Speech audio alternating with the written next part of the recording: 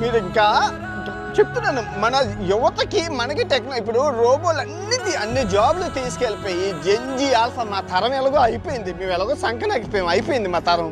కానీ ఇప్పుడున్న alpha Gen Z generation ఎలా బతుకుతారు? ఎక్కువ జనాభా కలిగిన దేశం మన.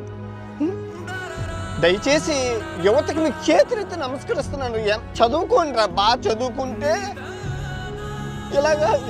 ఎలా అవుతారు? మన దేశం మీ చేతిలోనే ఉంది. దయచేసి మతం కోసం కులం కోసం కొట్టుకొని సావకండి, మీకు చేతులెత్తి దండం పెడతాను. ఒక బ్రదర్గా చెప్తున్నాను, దేశం సర్వనాశనం చేస్తున్నారు ఈ నా కొడుకులందరూ కలిపి, మతం పేరుతో కులం పేరుతో.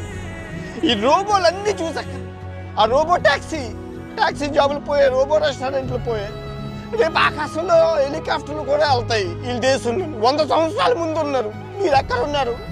రోజు తెల్లాలేస్తే కులం మాత్రం కుట్టుకు చేస్తున్నారు యాదవ్ నా కొడుకు. దేవుడే కాపాడాల, దేవుడు అనేవాడు ఉంటే చూసి కాపాడుతాడు దేశాన్ని, లేదంటే దేశాన్ని సర్వనాశనం చేసేస్తారు. తెల్లాలేస్తే మతం కులం